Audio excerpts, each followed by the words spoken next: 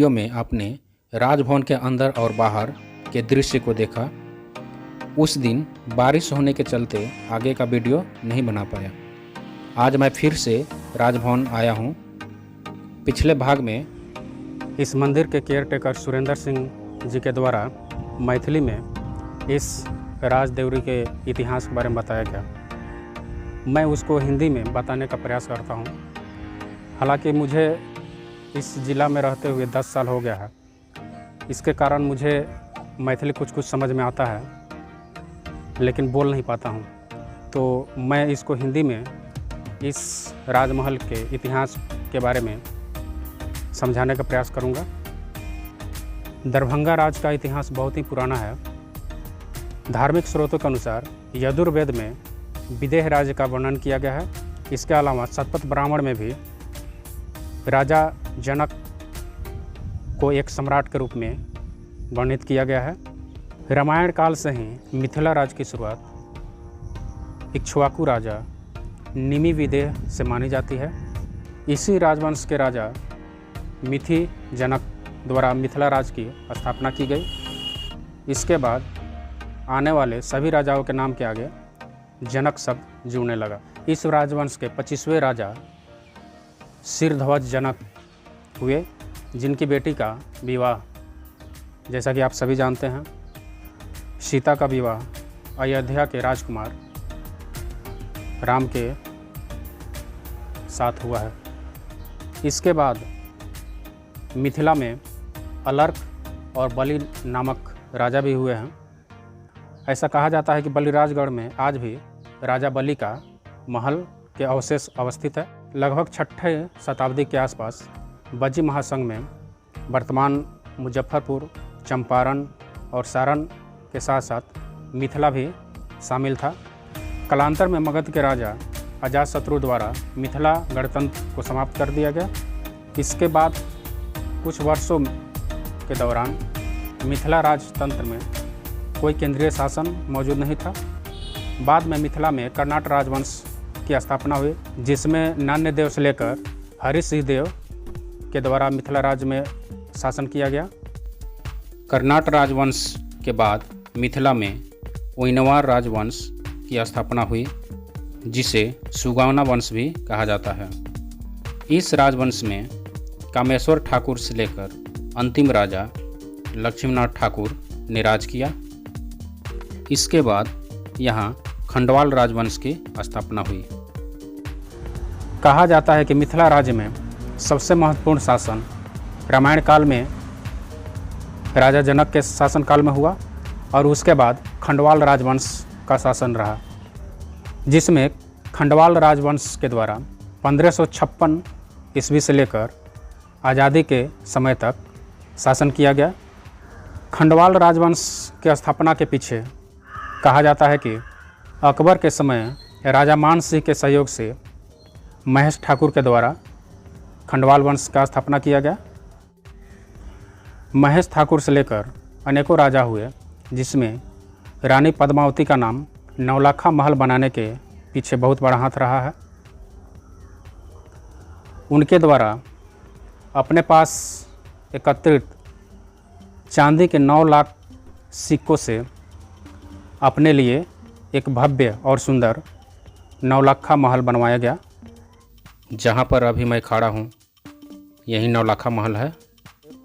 1934 में बिहार में भयंकर भूकंप आया, जिसमें सभी राजदेवरी के कुछ भाग क्षतिग्रस्त हुए। अब तो बहुत ही क्षतिग्रस्त हो गया, खंडहर हो गया है।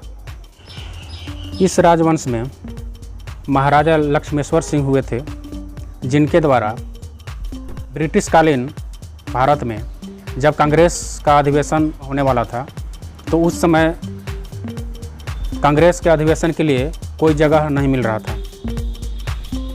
इसके लिए राजा लक्ष्मेश्वर सिंह के द्वारा लोथर कैसल नाम का महल खरीद कर कांग्रेस के अधिवेशन के लिए दिया गया, जिसमें 18 दिसंबर 1892 को कांग्रेस का अधिवेशन हुआ था।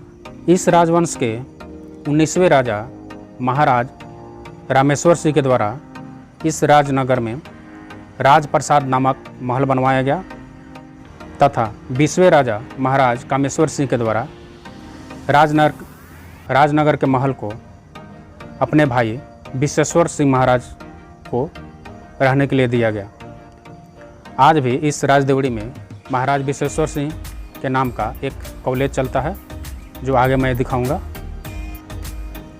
इस प्रकार इस राजवंश के 20वें राजा महाराज कामेश्वर सिंह के शासनकाल में ही 1947 में भारत आज़ाद हुआ और आज़ादी के उपरांत देशी रियासतें और जमींदारी प्रथा को समाप्त कर दिया गया और भारत पूर्ण रूप से स्वतंत्र हुआ। चलिए इस राजदेवड़ी का कुछ झलक दिखाता हूँ, आप देखिए और एंजॉय कीजिए। इस महल में राजा विश्वेश्वर महाराज के नाम से कॉलेज चलता है।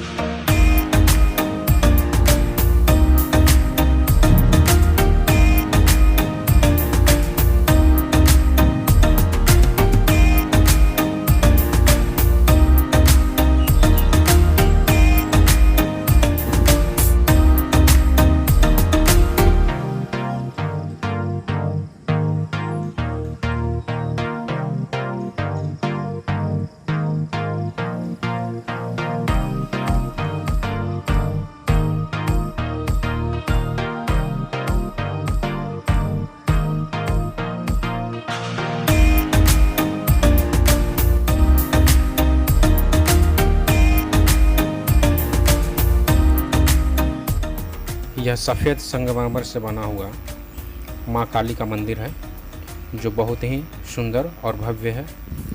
इसके एक एक खंभे को, दीवार को बहुत ही बारीकी से कारीगरी किया गया है, नक्काशी किया गया है और सुंदर सुंदर चित्र उकेरित किया गया है।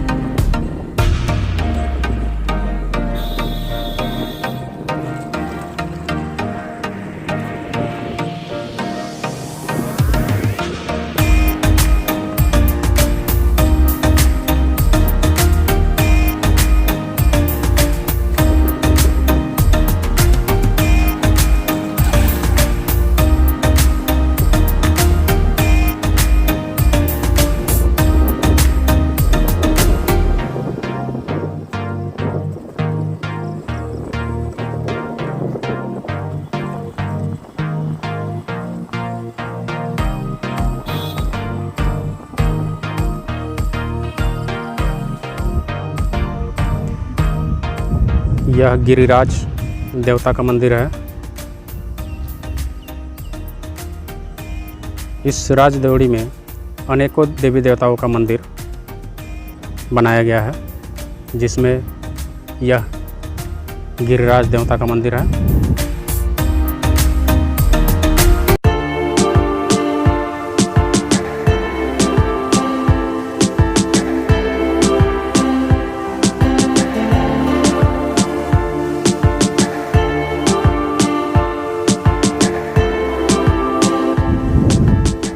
इस साइड में